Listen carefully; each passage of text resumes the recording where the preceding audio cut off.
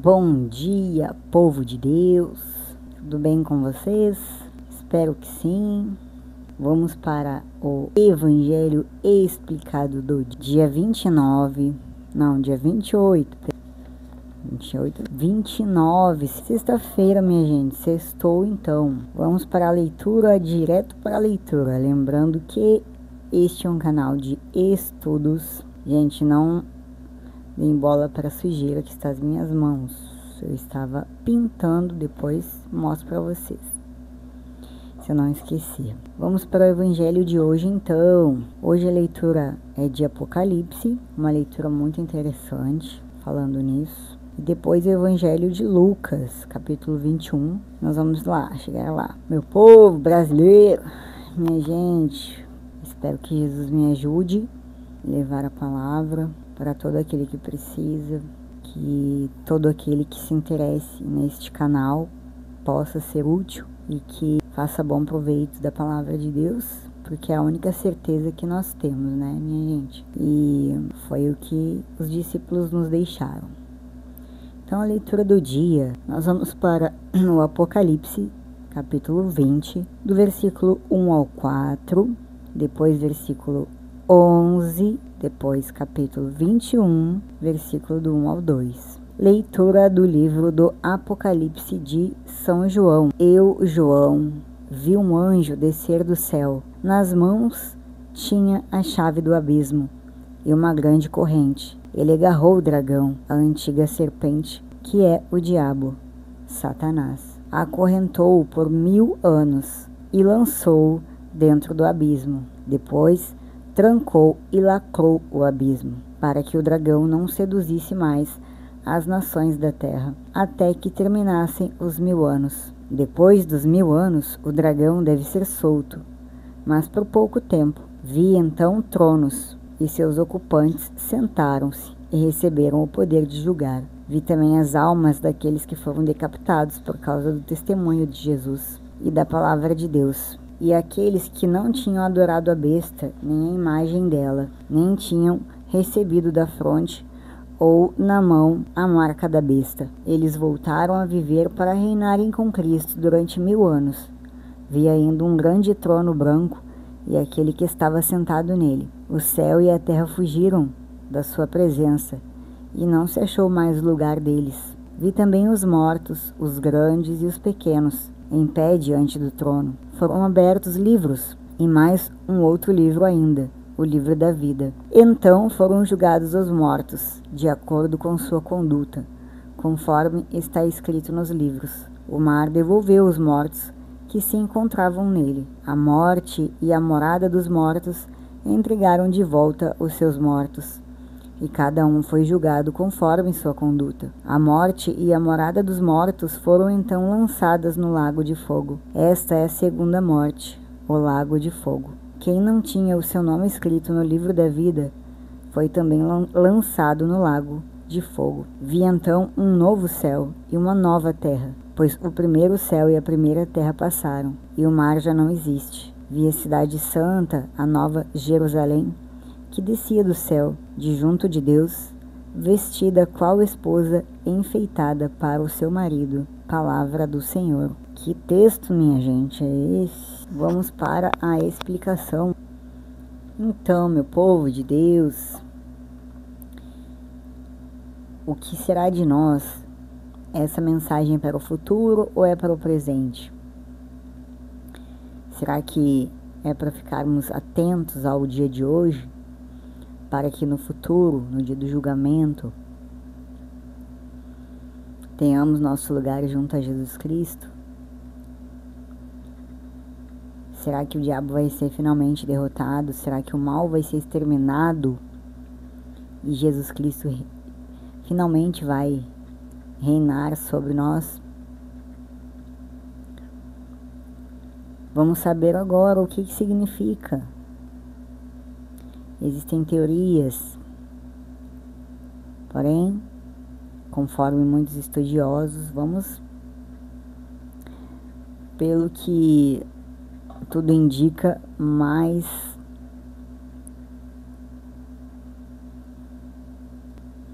pelo que tudo indica, mais coerente. Minha gente, hoje estou cansada, mas não derrotada. Ai, ai. Então, Apocalipse 20 é um dos capítulos mais intrigantes das Escrituras Sagradas. Ele oferece uma visão impressionante do fim dos tempos. Nele encontramos a prisão temporária de Satanás, o reinado milenar de Cristo, o juízo final e o destino eterno da humanidade. O dragão, a antiga serpente, que é o diabo Satanás, é acorrentado por 1000 anos, até o grandioso trono branco, onde cada pessoa é julgada conforme suas obras. Como podemos ter certeza que o nosso nome vai estar lá no livro, hein, minha gente? Será que é por hoje? Ou será que você só pensa daqui pra frente, né? Ah, vou ter tempo de fazer. Ou será que você se preocupa desde agora? Né? Vamos para a explicação então, tá, minha gente? Primeiro, 21, né? Porque o 20 ele fala exatamente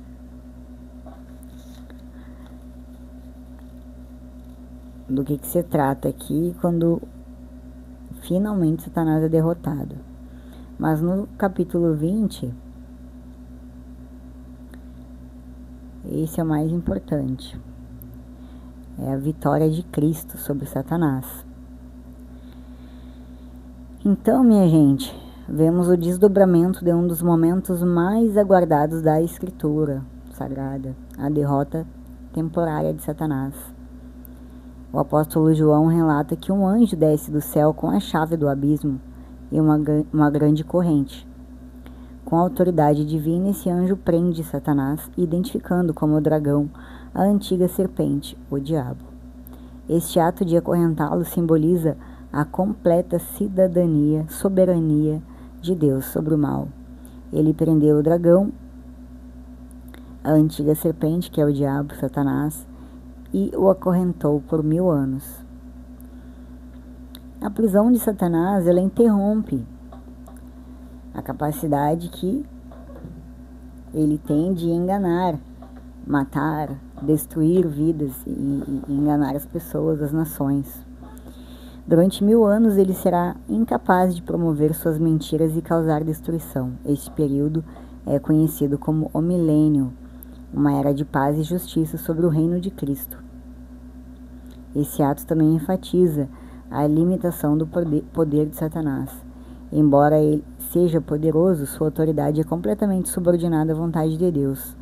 Colossenses, capítulo 2, versículo 15, afirma que na cruz, Cristo já despojou os poderes e autoridades, triunfando sobre eles. Ninguém sabe quando isso vai acontecer, minha gente, mas vai acontecer. E a gente deveria se preocupar. Infelizmente, as pessoas não se preocupam. Esse evento é significativo, pois nos ensina que a vitória sobre o mal não depende de nossas forças, mas somente de Deus. Esse período, as pessoas experimentarão, né, o que será a eternidade sem influência do pecado. O selo colocado sobre o abismo é um símbolo de que Deus garante a segurança e a proteção de seu povo. Hebreus, capítulo 2, versículo 14, declara que Jesus destruiu aquele que tinha o poder da morte, ou seja, o diabo. Essa passagem nos encoraja a confiar na soberania de Deus. Mesmo que hoje enfrentemos ataques espirituais, podemos ter a certeza de que o inimigo já foi derrotado e seu destino final será selado. Romanos 16, versículo 20, nos lembra que Deus esmagará Satanás sob nossos pés em breve. Minha gente, finalmente isso vai acontecer. Se estaremos vivos para ver, não sabemos. Mas, se merecermos, vamos ver isso acontecer. Na parte que João viu os tronos, né, significa que os santos, creio eu, aqueles que conseguiram a vitória sobre a terra e sobre o pecado, vão reinar juntamente. E esses tronos serão dados com autoridade de Jesus Cristo para eles, para julgar. Então, eles que permaneceram fiéis até o fim, especialmente aqueles que foram mortos por causa do testemunho deles.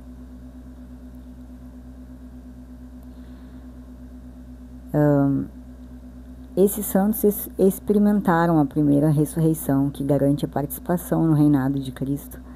João declara que a segunda morte não tem poder sobre eles. E a segunda morte refere-se à separação eterna de Cristo. Mas aqueles que participam da primeira ressurreição estão seguros e viverão para sempre na presença de Deus. Eles são descritos como sacerdotes de Deus e de Cristo, que destaca sua posição de honra e serviço durante o reinado milenário. Lembrando que a Trindade, minha gente, Pai, Filho e Espírito Santo, governarão sobre a face da terra, finalmente. Então, lá no versículo 11, nós vamos passar direto lá para o 11, diz o seguinte: o grande trono branco. João descreve uma das cenas mais solenes das Escrituras: o julgamento diante do grande trono branco. Vi um grande trono branco e aquele que nele estava sentado. Este é o momento em que todos, grandes e pequenos, estarão diante de Deus para serem julgados. Os livros são abertos e cada pessoa é julgada de acordo com o que está registrado neles. Outro livro, o livro da vida, também é aberto. Os mortos foram julgados de acordo com o que tinham feito, segundo o que estava registrado nos livros. Esse julgamento revela que as obras das pessoas têm peso, mas a presença do nome no livro da vida é o que determina o destino eterno. Claro que ao dizer esse texto que o mar, a morte e o Hades entregarão os mortos, isso significa que todos, sem exceção, comparecerão diante de Deus. Lá em Hebreus, capítulo 9, versículo 27, afirma que está determinado que o homem morra uma só vez e que depois disso enfrente o juízo. Por fim, a morte e o Hades serão lançados no lago de fogo junto com aqueles cujos nomes não estão no livro da vida. O julgamento final diante do trono branco é uma demonstração da perfeita justiça de Deus. Ele nos chama a viver de forma consciente, sabendo que um dia todos prestarão contas. Romanos 14, versículo 2 nos lembra que cada um de nós dará conta de si mesmo a Deus. Esse capítulo, minha gente, todo Apocalipse, ele é esperança. É para você ter esperança e não temer, mas ser vigilante e não deixar que as coisas do mundo te desviem do real objetivo. Se você sofre, se você se sente excluído, se você se sente rejeitado, se você está doente, se você está solitário, você mesmo assim não perdeu a sua fé, continue, porque você será um vitorioso, será um vencedor. Lembre-se que todo aquele que segue Jesus Cristo, querendo ou não, ele será mais excluído, será mais rejeitado, né? Então, lembre-se sempre disso, para que você não perca a fé em Jesus Cristo nunca, tá? Vamos para o versículo 21, capítulo 21. Então, no capítulo 21, Jesus promete um novo céu, uma nova terra, com justiça, com amor. É um capítulo inspirador, que nos oferece realmente grande esperança. E também fala de uma nova terra e a cidade santa, Nova Jerusalém. A visão descrita neste capítulo não é apenas um vislumbre do futuro, mas uma promessa viva que molda nossa esperança e fé. O texto começa com João afirmando: "Então vi um novo céu e uma nova terra." Em poucas palavras, ele descreve o fim da antiga ordem e a chegada de uma nova criação perfeita por Jesus Cristo. Mas por que essa visão, minha gente, é tão poderosa? Porque ela toca em nossos anseios mais profundos. Todos nós desejamos um lugar de paz, de justiça e alegria eterna. Apocalipse 21 nos garante que esse lugar existe e será revelado no tempo perfeito de Deus. Cada detalhe, desde as muralhas adornadas com pedras preciosas até as ruas de ouro puro, reflete a glória de um Criador que faz novas todas as coisas. Apocalipse 21, versículo 5. Agora vamos para Apocalipse 1 e vamos entender o que isso quer dizer, né? O novo céu e a nova terra, promessa de renovação. Neste versículo, João então viu um novo céu e uma nova terra, pois o primeiro céu e a primeira terra tinham passado. Esse versículo marca o início de uma nova era, onde tudo o que conhecemos é transformado.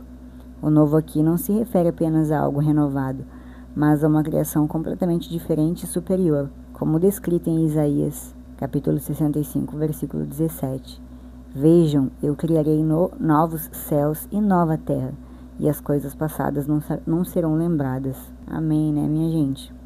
A ausência do mar é simbólica.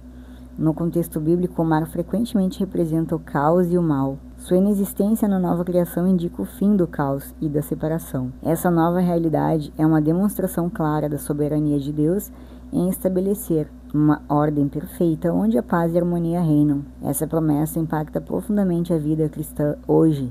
Ela nos lembra que as dificuldades e desafios que enfrentamos são temporários. O apóstolo Pedro nos encoraja com uma perspectiva semelhante. Nós, porém, segundo a sua promessa, esperamos novos céus e nova terra, onde habita a justiça. Isso nos convida a viver com esperança e a investir em coisas que têm valor eterno. A criação do novo céu e nova terra é a culminação do plano redentor de Deus. O que começou no Éden, com a queda, será finalmente restaurado. Aquele plano que Deus tinha lá no Éden, finalmente, depois de muitos 1000 anos, vai ser restaurado. No tempo que Deus quer, minha gente. Lembrando que a nossa cidadania, ela está no céu, sempre. Assim, cada desafio enfrentado hoje deve ser visto à luz dessa gloriosa promessa, um futuro sem dor, onde habitaremos com Deus em perfeita comunhão. No versículo 2 do capítulo 21, a cidade santa, a Nova Jerusalém. João descreve a visão da cidade santa. Eu vi a cidade santa, a Nova Jerusalém, que descia do céu. A Nova Jerusalém simboliza o encontro final e eterno entre Deus e seu povo, um relacionamento marcado por intimidade e celebração. Por isso que eu falo para vocês que desde já nós deveríamos viver como se já existisse essa Nova Jerusalém.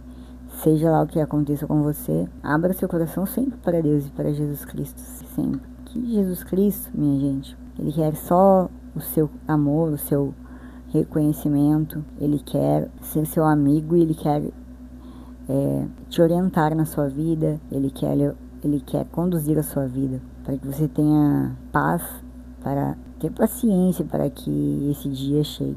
Então, a metáfora da noiva destaca a beleza e a pureza desta cidade. Assim como uma noiva se prepara para o casamento, a Nova Jerusalém foi preparada para o encontro definitivo com o Cordeiro. A relação entre Cristo e a Igreja também é ilustrada com esta imagem, em Efésios capítulo 5, versículo 27, onde Paulo declara que Cristo apresenta a Igreja a si mesmo como igreja gloriosa, sem mancha nem ruga, ou coisa semelhante, mas santa e inculpável. Essa cidade não é apenas um lugar físico, ela representa a plenitude da comunhão com Deus. Ela é a realização da promessa feita por Deus em João, capítulo 14, versículo 2 ao 3. Na casa de meu pai há muitos aposentos ou muitas moradas, né? Se não fosse assim, eu lhes teria dito: vou preparar-lhes um lugar.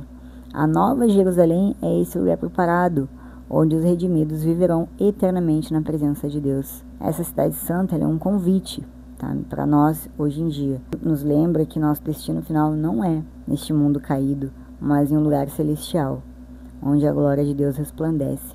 Isso nos motiva a viver de maneira santa e manter os olhos fixos no que é eterno. Colossenses, capítulo 13, versículo do 1 ao 2. Agora vamos para o Evangelho do dia.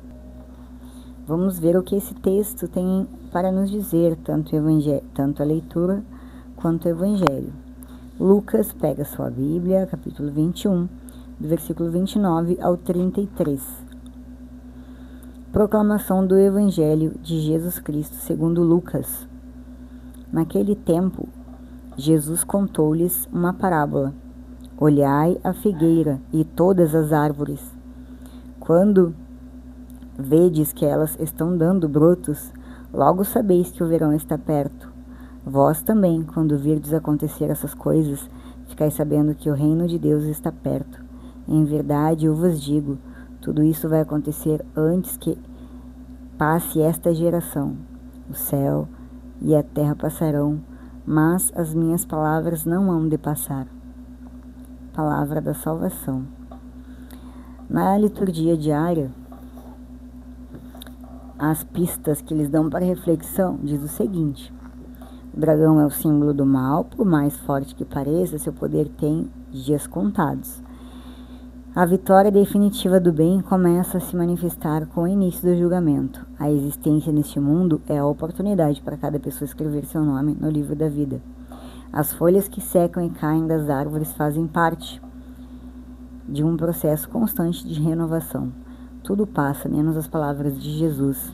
É preciso ter fé, perseverança e fidelidade para participar do mundo novo que se encontra em plena construção. Vamos ver a explicação? Então, a explicação do capítulo do versículo 29 ao 33 nos diz o seguinte: devemos observar a importância dos sinais dos tempos e da prontidão espiritual. Jesus utiliza a imagem da figueira como uma metáfora poderosa para transmitir uma lição profunda sobre vigilância e discernimento, assim como o brotar das folhas indica a proximidade do verão, os sinais dos tempos indicam a iminência da consumação dos séculos e do retorno de Cristo. Jesus instrui seus seguidores a serem perceptivos e atentos aos sinais que apontam para a realização das promessas divinas. Essa parábola nos lembra da importância de estarmos sintonizados com a obra de Deus ao nosso redor e de reconhecermos os momentos significativos na história da redenção. Assim como a figueira nos mostra que o verão está próximo, os acontecimentos ao nosso redor nos lembram que o reino de Deus está próximo. No entanto, mais do que apenas observar os sinais, Jesus nos chama a agir em conformidade com eles. Ele enfatiza a necessidade de estarmos preparados espiritualmente para a sua vinda, vivendo de acordo com os princípios do reino e perseverando na fé. Ao mesmo tempo, Jesus assegura aos seus seguidores que suas palavras são confiáveis e verdadeiras, assim como os sinais da natureza nunca falham em cumprir o seu propósito. As promessas de Deus para o seu povo também são certas e infalíveis. Portanto, ao contemplarmos a parábola da figueira, somos desafiados a cultivar uma postura de vigilância espiritual, reconhecendo os sinais dos tempos e vivendo com a expectativa da volta de Cristo. Que possamos permanecer firmes na fé, confiantes na fidelidade de Deus e na realização de suas promessas em nossas vidas.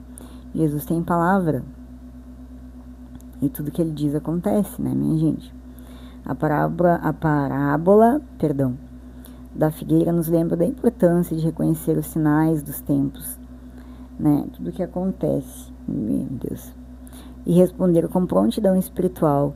Os eventos ao nosso redor nos apontam para a iminência da vinda de Cristo e nos desafiam a viver com a expectativa da sua volta. Além disso, a exortação à vigilância nos lembra da importância de mantermos uma fé viva e ativa, mesmo em meio às adversidades e incertezas da vida. Devemos permanecer firmes na esperança da promessa de Deus, confiantes em sua fidelidade e amor por nós. Ele nos ama, minha gente. Portanto, em nossos dias, que possamos aprender com as lições que Lucas nos deixou, cultivando uma postura de vigilância espiritual, reconhecendo os sinais dos tempos e vivendo com a esperança da promessa da volta de Cristo, e que possamos ser fiéis seguidores de Jesus, mesmo em meio às turbulências deste mundo, confiando na sua graça e orientação em todos os momentos. Lembre-se sempre de pedir para Deus te ajudar, minha gente. Peça oração para que você tenha perseverança, que você receba os dons do Espírito Santo com discernimento e que você esteja preparado para a volta de Jesus Cristo, desde já. Porque mesmo que você não veja a volta dele em vida, você pode ver quando você ressuscitar. E você pode não gostar, você vai ver. Então, minha gente, hoje a leitura é essa do dia. Os dois textos estão totalmente conexos, né? E se Deus quiser, até amanhã, com a graça de Deus, que todos tenham uma excelente noite, um excelente dia, e que sempre com Jesus no coração. Grande beijo, que a mãe de nosso Senhor Jesus Cristo, Virgem Maria, nos proteja, nos dê seu colo, assim como Jesus nos dê o seu abraço, o seu carinho, o seu amor, o seu perdão pelos pecados, e para que tenhamos consciência dos nossos erros, das nossas falhas, para que tenhamos fé e firmeza, né, para segui-lo. Um grande beijo, shalom.